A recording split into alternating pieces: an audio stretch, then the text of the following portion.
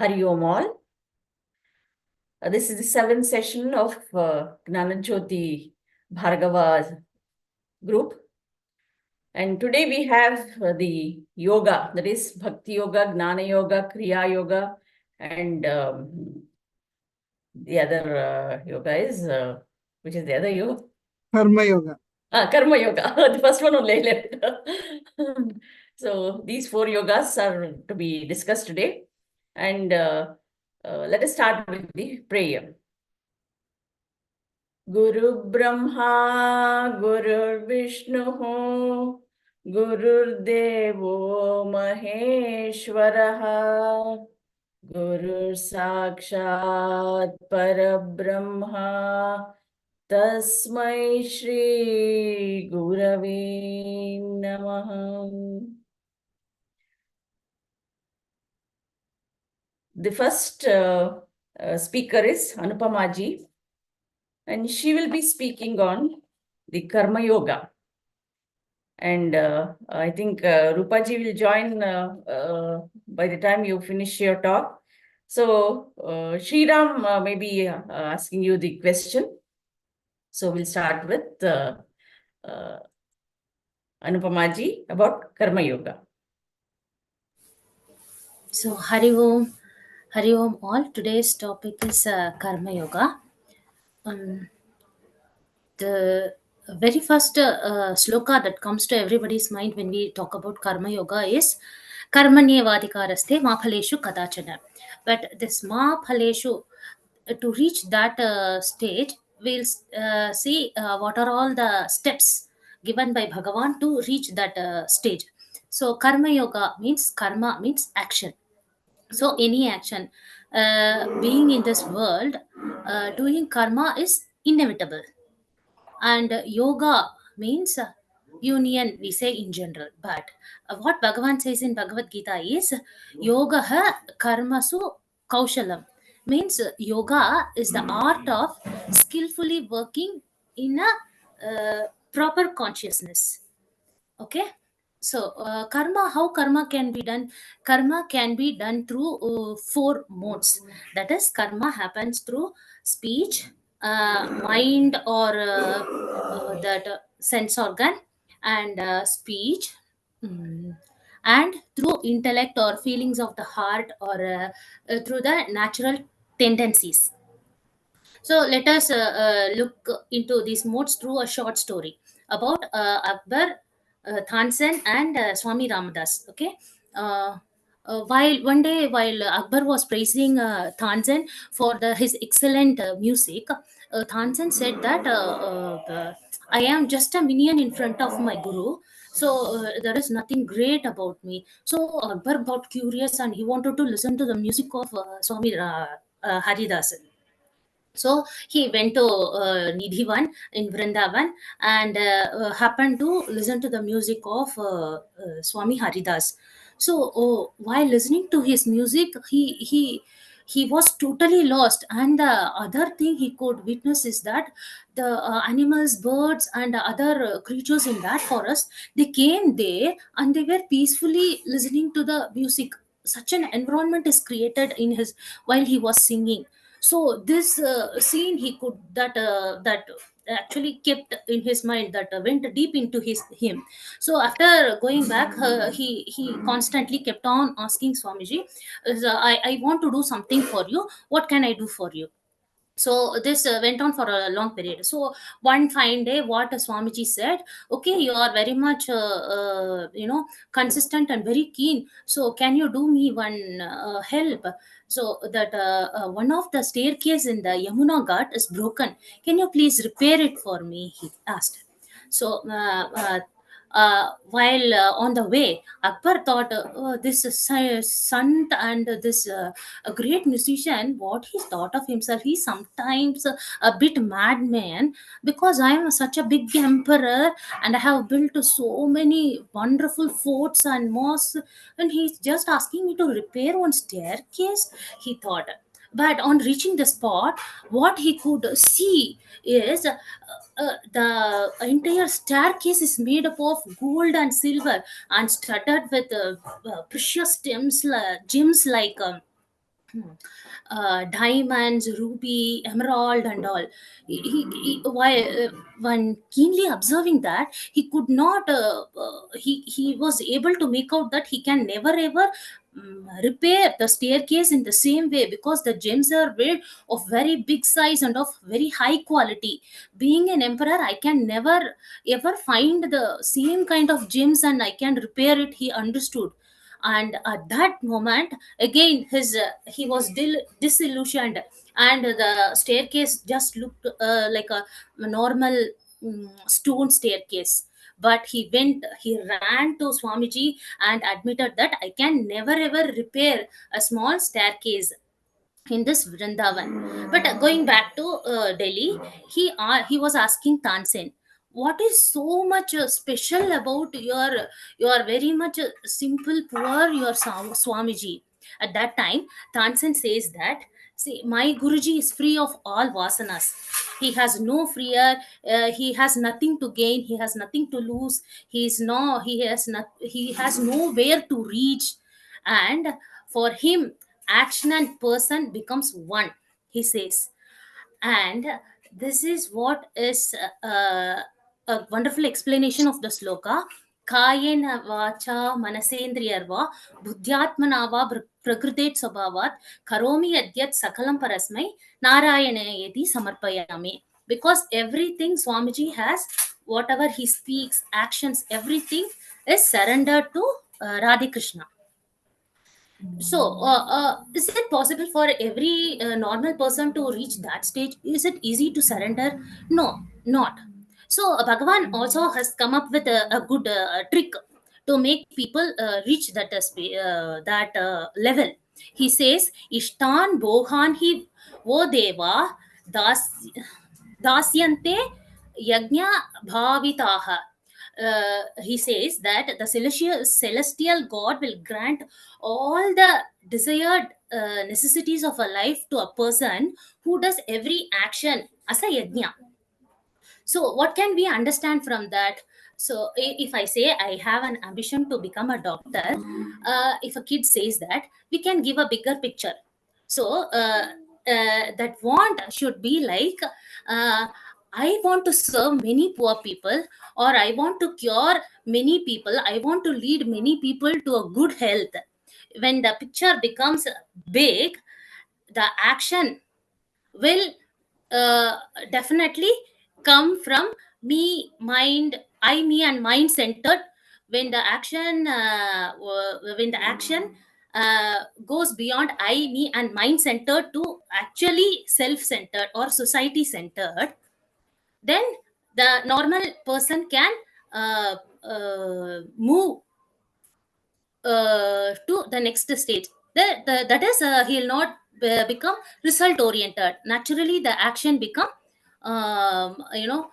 surrendering to the society or the supreme force. But through the gradually through karma yoga, the person can go to next stage of bhakti yoga, jnana yoga.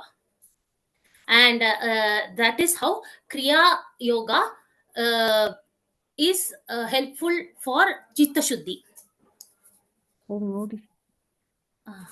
Hari Om, thank you.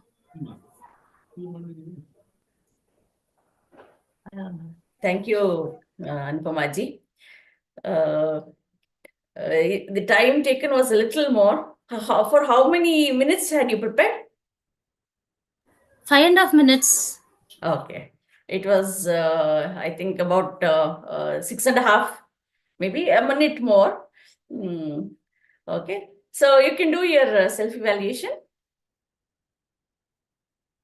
Or before that, we can have the question. Shriram, can you ask the question?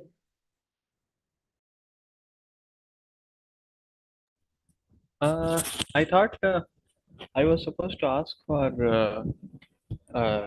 Rupa ji, I think. She hadn't joined, so that's Okay. Okay. It's all right. I think I still do have a small question. Anupama ji. Yes. So,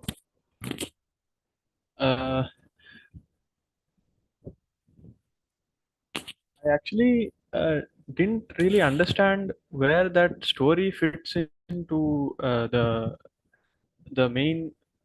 I think your topic was karma yoga, right? I think according to As an emperor, Akbar, his actions were from his mind. He has in his mind, I am an emperor, I can do. So he kept on asking, what can I do for you to Swami Haridas? Okay, and while he was asking to repair just a stair in the ghat, he thinks that I have constructed so many big great things. What is there in that? That is uh, one mode of doing karma, right? It is a comparison how Swamiji actually does every karma, and how others as Akbar does karma. That is a okay, comparison. okay. That perspective. Okay, got it. All right. Yeah. Right. Any other question from anybody?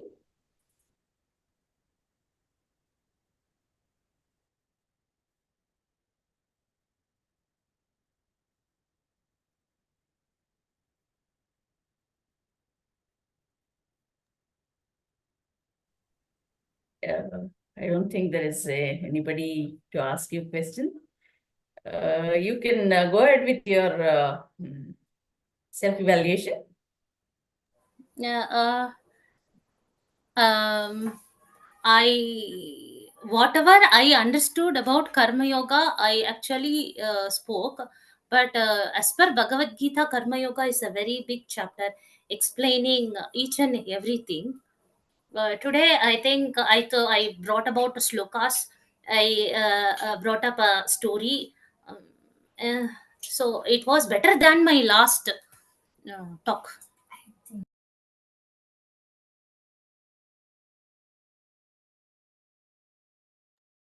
So good that you felt that you were better than the last one.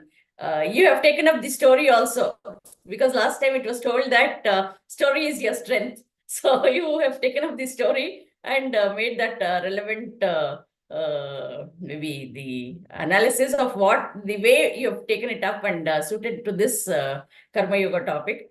And Shlok also you said, and time also, and you kept up a little more, maybe 5 to 6 minutes was given. A minute, 6.5, you have taken a half minute more. Uh, Now we can go to Vaniji for the feedback. It was nice that you picked a story this time. You started with the story also. So did you feel more comfortable starting with the story? Of course, Vaniji.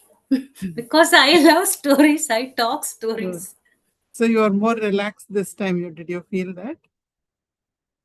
Okay. So it was nice. Whatever you spoke was good. Only thing is, like Sriram's question pointed out, maybe a little more connection between the tattva and the story. Pointing out. Because some people may catch it, some people may not catch what you're saying. But when you actually point out very clearly, this is how Haridas was approaching Haridas, right? He was, Yes, this is the way he was performing action, and the way Akbar was performing action. There is doership, enjoyership over there. Here, there is no doership, enjoyership with Haridas. So that if you point out, it needs to be sometimes very openly kept exposed. Why yeah, you're I understood that when Shri Ram asked, because that was only my way of thinking. How an normal person, as a normal person, how can I move towards this? That only brought this story. So then only I searched for what actually Sri Krishna says. Bhagavan Sri Krishna says how to move about that aspect. But I should have told it. No, that is very nice.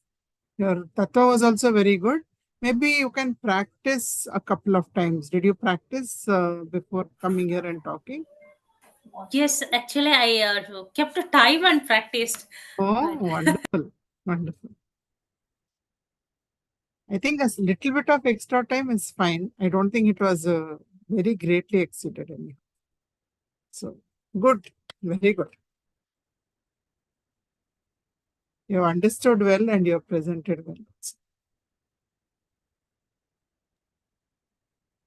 Thank you, Vaniji and Anupamaji. thank you, Aniji.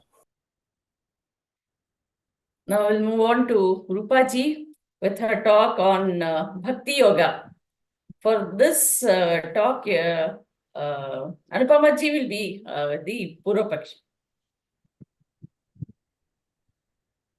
Hari Om everyone. Today my topic is on Bhakti Yoga, and here yoga means the union of universal consciousness with individual consciousness with the universal consciousness. So I can say that it is the destination of our spiritual journey. And for yoga to happen, an action has to be performed selflessly, seeing God in all, and it should be done as if we are serving the God. And this kind of action will make use of the body, mind, and intellect. And when we use our body in this kind of action, which is done selflessly, as if we are serving the God, and seeing God in everyone, this is called Karma Yoga. And this leads to the purification of the body. And when we are emotionally and mentally involved in these kinds of action, it is Bhakti Yoga, which purifies the mind. And when we use our intellect and discrimination to do the right things in these kinds of action, then it is Jnana Yoga, which purifies the intellect. So the spiritual process, I can say, is the purification of ourselves. And coming to Bhakti, Bhakti is derived from the root word bhaj, which means service. It also means love. And when we love someone or something, it is asakti. That means attachment. But when we love the higher or superior, something superior to us, then it is devotion or bhakti. And anything done selflessly can also be called bhakti. And in bhakti, the mind doesn't respond to logic. There's no logic in whatever a bhakta does. All that matters to him is the glorification of the God through his songs and bhajans. And there are two types of bhakti, apara bhakti and para bhakti. In apara bhakti, there is no understanding of who am I. The concept of God in a person with apara bhakti is God is there and God is higher to me. He is separate from me, and he's there to take care of me. And an apara bhakta will spend his time singing bhajans and songs, serving all around him, seeing God in everyone around him, and attending satsangs and all. But still, he feels he's separate from God. He doesn't feel that he is one with God. Then why apara bhakti is required? We may get this question. This is because people start with apara bhakti only. And when they do the activities that an apara bhakta does, the chitta shuddhi would happen. and the god that he was devoted to would come in the form of a guru and would give him the jnana to realize himself. And uh, and then God will not be a concept. God will be a reality, and he would be one with God. He would see that the world is himself only. This is Parabhakta. And the story related to this is, I have chosen the story of poet saint Bhadrachala Ramadasa, who actually has dedicated his entire life towards devotion to Lord Rama. This person was known as Gopanna, and he used to serve the king of Qutub Shahi dynasty, and he used to collect taxes from the peasants there. Once he had gone to this place called Bhadrachala, which is on the banks of the river Godavari, and he came across the temple of Rama, which is said to be the place where Rama, Sita, and Lakshmana had been to during their exile. And but the condition of the temple was not good, and he thought of doing something to renovate it. He suggested the nearby villagers to donate some amount for the renovation of the temple, which they agreed to. But the renovation was started, but they were not able to finish it because of lack of funds. And uh, Gopanna gave some amount from the taxes he had collected, which actually had to go to the royal treasury, thinking that the next yield of the crops would bring some money to these peasants and they would be able to repay that back. But that unfortunately did not happen that year. And just a minute.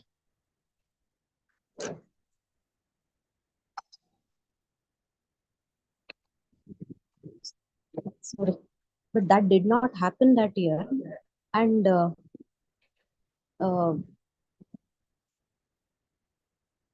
he was imprisoned by the king.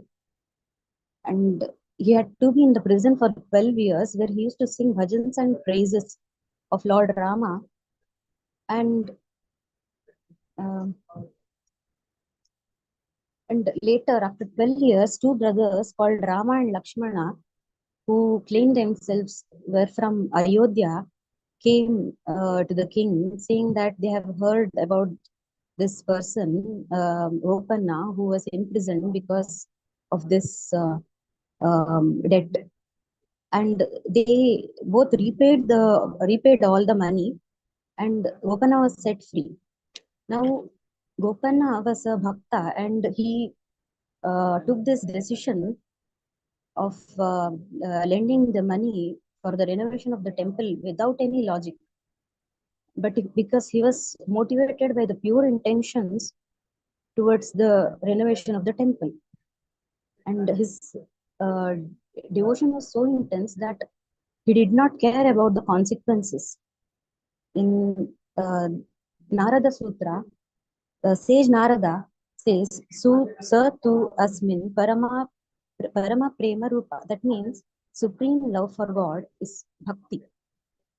So I would like to conclude with this. Thank you.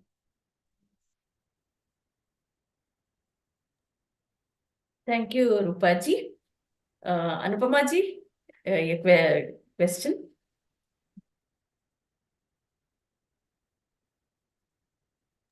I don't have any questions. A wonderful talk, Rupaji. Thank you. Anyone else? I have a small question. It is actually in relation with another topic, but still, I think it's relevant. So, you spoke about bhakti and gave beautiful examples of bhakti, great saints who have reached great heights in bhakti. So, there is also this understanding of reaching the highest through bhakti. That is, uh, what do you call it? Sayujya. So reaching the highest through bhakti. So many people also say that bhakti alone is the highest, bhakti is enough. So how do you see? So basically, our job, Lighthouse Self Foundation's job, is to combine everything and leave no duality anywhere. So where do you bring bhakti together with jnana?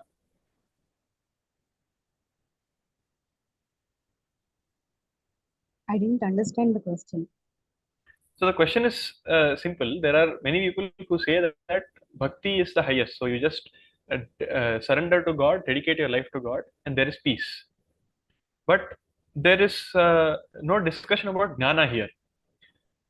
So is there a duality of jnana and bhakti, or how do you bring them together? What is the bringing together of jnana and bhakti?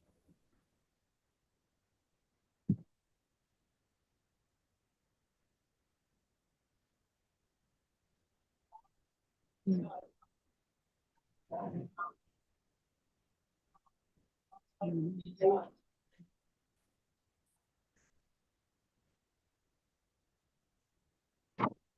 No, I cannot answer this He's question. asking the relationship between Bhakti Yoga and Jnana Yoga. What is the relationship between Bhakti Yoga and Jnana? In what way are they related to each other?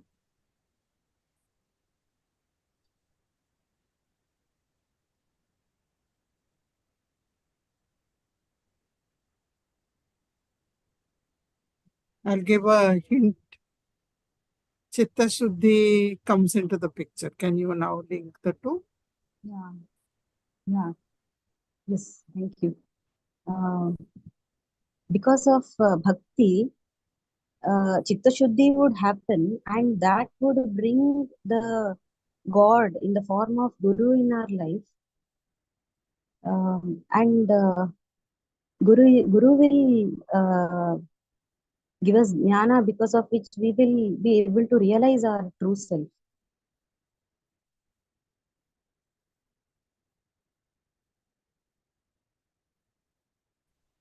So, uh, so you are saying that bhakti alone is enough is a false statement. So bhakti alone cannot be enough for whatever. I'm not saying liberation or anything, but would you be so? Would you say that bhakti alone is enough for life, for the purpose of life? No, bhakti alone is not enough. Earlier, I used to think like that there are three paths, karma, bhakti, and jnana. But later, I realized that all these, for any action to be done, after listening to this video, for any action to be done, all the three has to be aligned, like head, heart, and hands should be aligned for the union to happen. Only when an action is performed, uh, the karma is happening, and then when for that action, that action is used to serve everyone with devotion, their bhakti is happening, and uh, when one sees God in all, using his discrimination, there jnana yoga is happening. So all the three is needed in this yoga. Okay, thank you. Thank you. Thank you, Rupaji. And Sri Ram for asking a wonderful question. Can you do your self-evaluation? Yeah. I have prepared better than last time. I feel like that. And but there were some guests at home, because of which I had to move to another room. So at that time, getting back was a little difficult. And, my eye contact was good this time comparatively. That's all. very good analysis of what your mind was going through, because you moved from one place to the other. Yes, you were a little stuck, but yet you continued. So that was maybe not okay with you, and you mentioned it now. So, and you, as you said, you have prepared well than the previous talk. Now we will move on to Vaniji for her feedback. So how did you feel while talking, Rupa? I felt good, better than all the previous sessions this time. You felt And, comfortable, except the moving part you forget. That might disrupt anybody's concentration. That is natural. But other than that, were you feeling comfortable or were you feeling nervous? no, I was confident this time. Very good. Excellent. So that in itself is the greatest improvement. The minute you start becoming comfortable with talking, then automatically everything will fall into place. Because then you are not dealing with anxiety, nervousness. So the whole thing becomes simpler. You had very good examples. You spoke well. And Sriram's question also, you answered well. Initially, you seem to be a little blanking out or something when the question was asked. Yeah, he could not understand Oh, you didn't understand the question. the question. Yeah. Okay. Because I don't think you made the statement that, did you make the statement devotion itself is enough? No, I didn't. You didn't. So I think it was difficult for you to understand what he was asking. But once you got it, you answered the question also very well. Saying all three, head, heart, hand, should be aligned and all three are required. So very well done. Thank you. Excellent. Thank you, Vaniji, for your feedback. And Rupaji also, you've said that you're more confident than the previous, all the previous sessions. That is something really good. And you did not pause anywhere this time. That was one big improvement. You would usually take a little while, maybe a few seconds in starting the next sentence, but that was not there throughout in the whole of the talk today. It was very good. Thank you. So moving on to the next speaker, it is Sriram now, who will be speaking on Jnana Yoga. And Rupaji, you can ask him the question. Okay.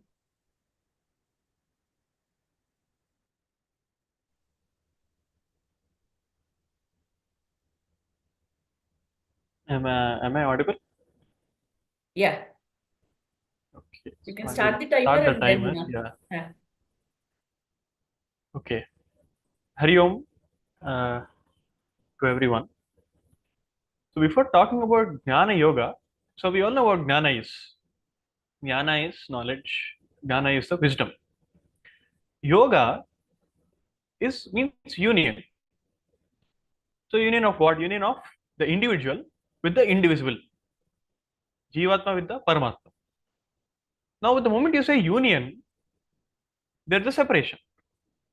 So there cannot be a union without a separation. Therefore, Jnana Yoga, firstly, to define the target audience, Jnana Yoga is for those who have a sensation of a feeling of separation. So for those, they need to do Jnana Yoga to have the union. But is there really a union or not? So we'll look into that. So firstly, Guruji has done a yoga of all the yogas that are there. So he has beautifully shown how there is not really multiple yogas, but everything is one and together. There is no duality, there is no chance for duality anywhere in Light of Self Foundation. So he has shown how Karma Yoga and Bhakti Yoga and Kriya Yoga and Jnana Yoga are all together, they have to move together. The head, heart, and hands, as all of the previous speakers have spoken about, are together. and you cannot lose out on one of them. So now, what is the specialty of Jnana Yoga here? Why is there so much of stress given upon Jnana Yoga always? Now, for an action to come forward, there needs to be a guiding wisdom. So Karma Yoga, when you perform Karma Yoga, you do it with the understanding that everything is Ishvara. And there is a devotional service. Whatever I am doing is for Ishvara. Because everything is Ishvara, everyone is Ishvara. Jnana is what purifies the intellect. Karma Yoga purifies the mind and the body. Bhakti Yoga purifies the mind. Jnana purifies the intellect. When the intellect is purified, all the actions, everything that is done becomes more beautiful. Because the driver is now more capable. Purification of mind happens even if without Jnana, but when Jnana is there, it is fast tracked.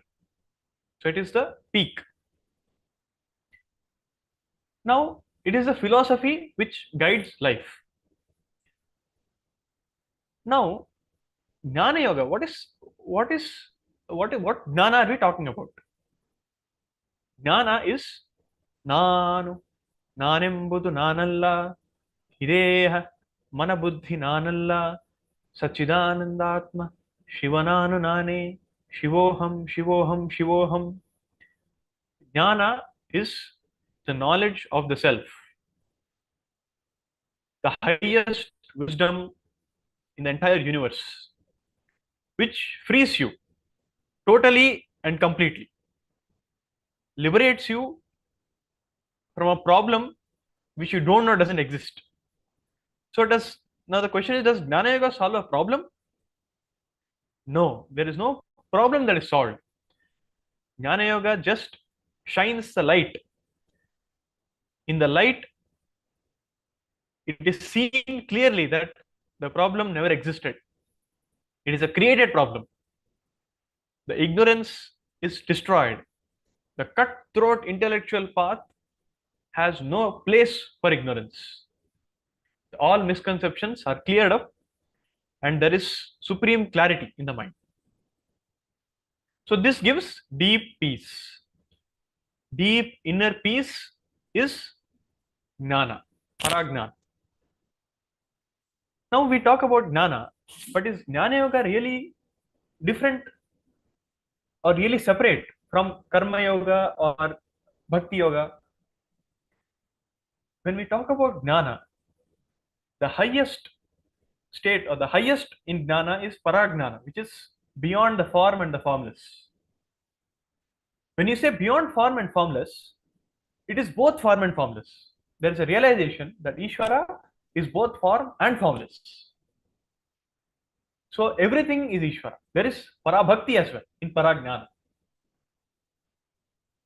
And every action is carried out with the understanding, the right understanding of Naham Karta, Harireva Karta.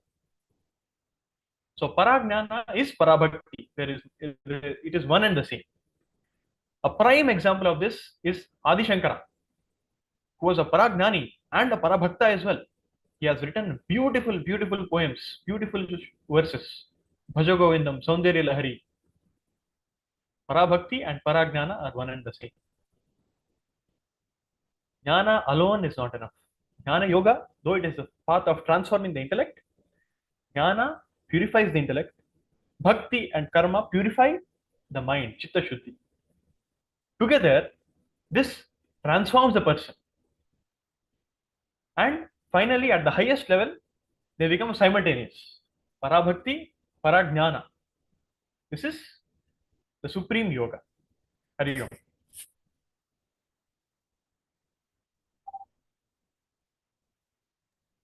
You stopped at the exact time, and I try as soon as you stop. Yeah. So you did a very good job. Let us Thank you. have the question for you from Anupamaji.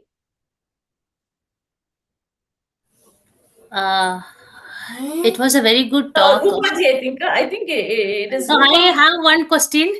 Okay. Yeah. because you are Sri Ram, I am asking this question. So, Sri Okay. Ram, as usual, your talk was very wonderful, and I think I was expecting from you one important point about Jnana Yoga. Uh, Okay. Means the peculiarity of Jnana Yoga, uh, and why the and why it is considered the supreme. Okay.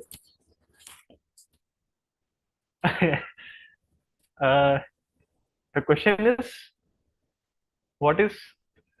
I didn't get the question actually. What is the peculiarity of Jnana Yoga? Why is the supreme one? What is the peculiarity of Jnana Yoga? Why it is the supreme?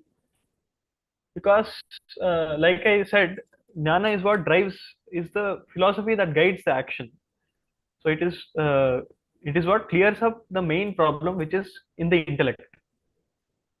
So that's why it's the main one. But I don't know what you mean by peculiar. I don't think there's anything peculiar about Jnana. It is very logical and straightforward, is what I think. Or maybe I didn't understand what you wanted to point out. Point out. Hmm. Can you give me a hint? No, is it Towards- considered the highest form of yoga? Maybe that's what she's asking. Higher than karma and bhakti, why do people place it? Give it that high place. Why do they give it that high place?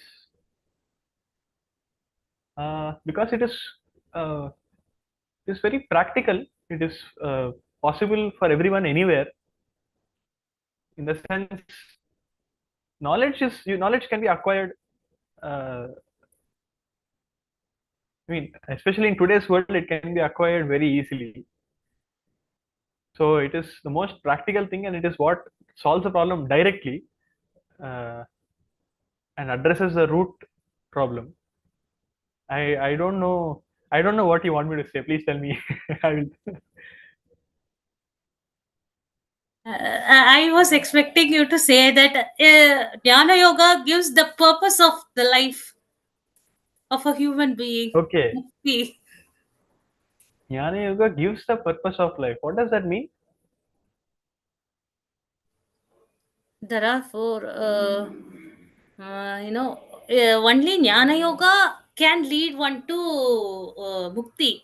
Then only there is no suffering, birth or death. No, only Jnana Yoga can give that. Yeah. Okay. Did I miss that? I thought I said that. The Okay. Maybe if I missed that, then yes, of course, it is what leads to mukti. It is what liberates and completely frees. Yes.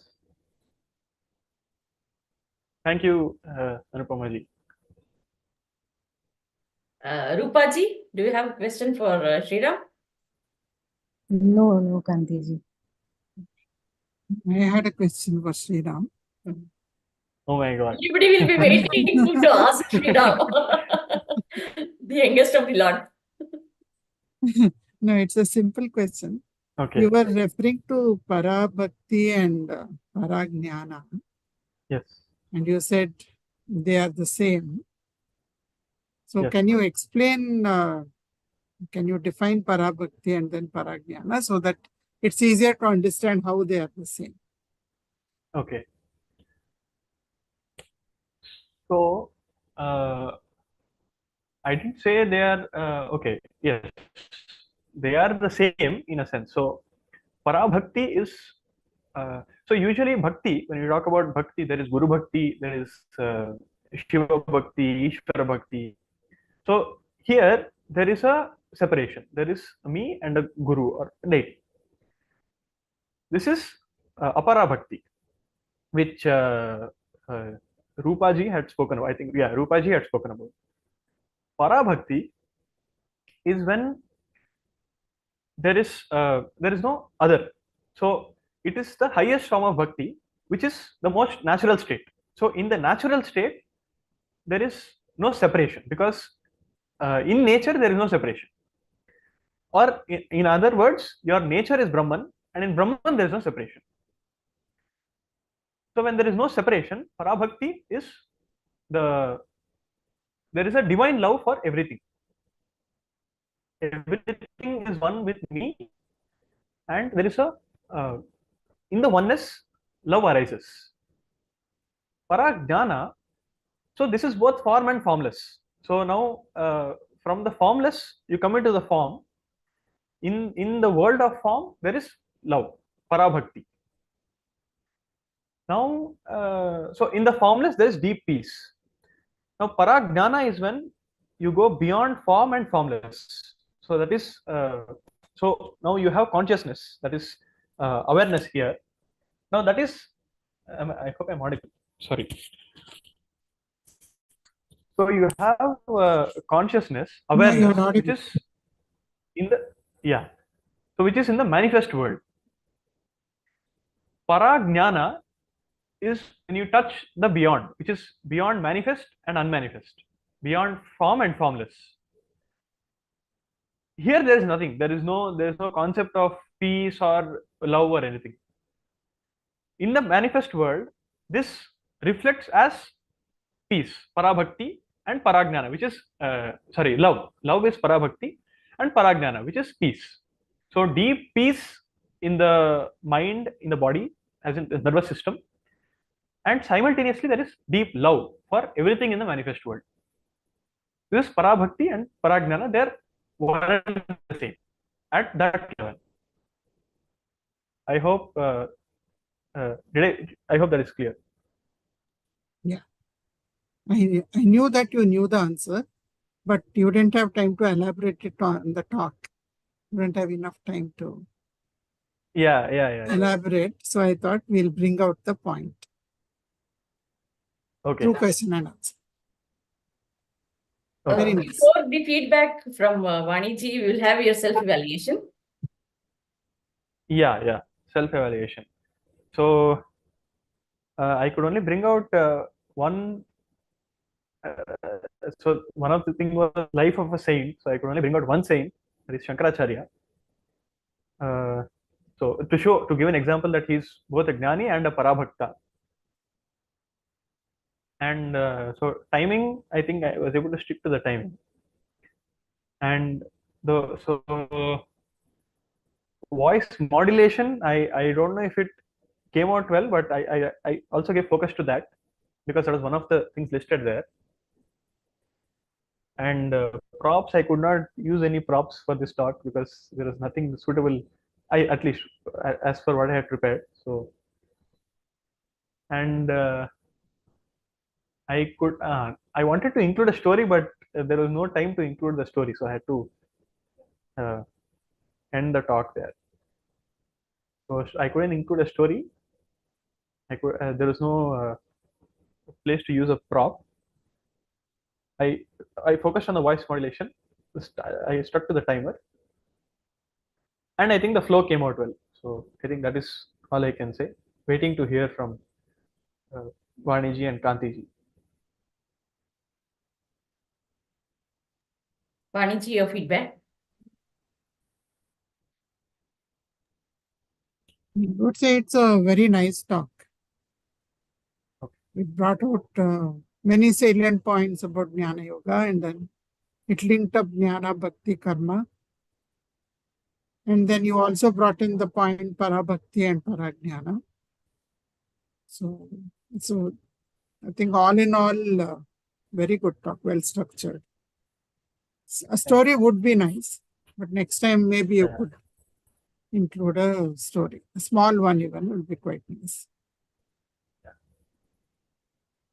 Voice modulation was good. Okay.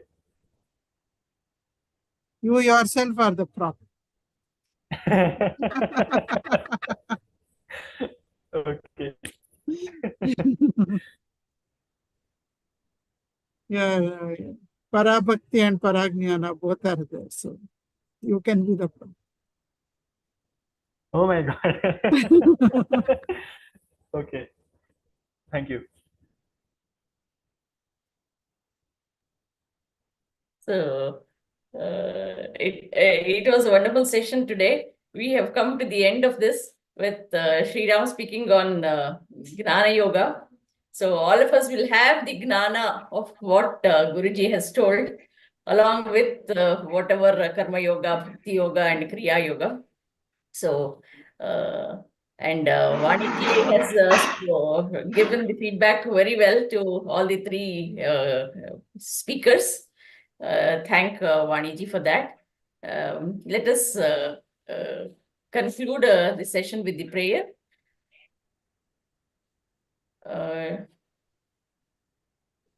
Anupamaji, would you like to do the prayer?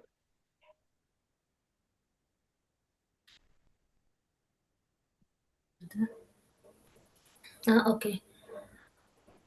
Can I say? Yeah. Yeah. Asato ma sadgamaya tamaso ma jyotirgamaya mrityorma amradangamaya. Om Shanti Shanti Shantihi. Purnamadaha Purnamidam Purnat Purnamudachyate Purnasya Purnamataya Purnamevavasishyate. Om Shanti Shanti Shantihi. अन्तर्ज्योतिः बहिर्ज्योतिः प्रत्यज्योतिः परात्परः ज्योतिरेव ज्योतिः स्वयं ज्योतिः आत्मज्योतिः शिवोऽस्म्यहम्. ನಾನೆಂಬುದು ನಾನಲ್ಲ, ಇದ್ದೇಹ ಮನಬುದ್ಧಿ ನಾನಲ್ಲ, ಸಚಿದಾನಂದಾತ್ಮ ಶಿವನಾನು ನಾನೇ. ಶಿವೋಹಂ ಶಿವೋಹಂ ಶಿವೋಹಂ.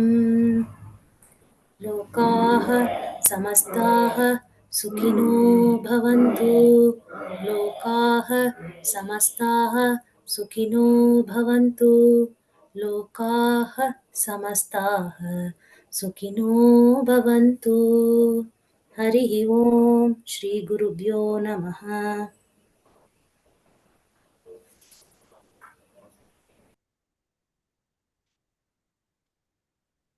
Thank you for the prayer, Anupamaji. So very nice talks by all three judges. Very good feedback from Kantiji also. Good session, very inspiring session.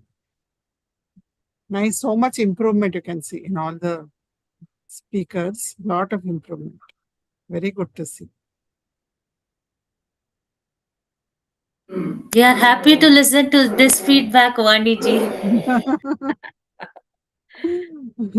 So next time I'm sure we'll get even better talks. What about the other two? They were not able to come, is it? Yeah, one was busy with dropping somebody. The other one had said she couldn't come. Okay. There are only 5 of the speakers in the group. So out of that, 3 of them joined. Good. Hope to have full strength next time and look forward to the next session also. Hari Om, everyone. Hari Om all. Hari Om.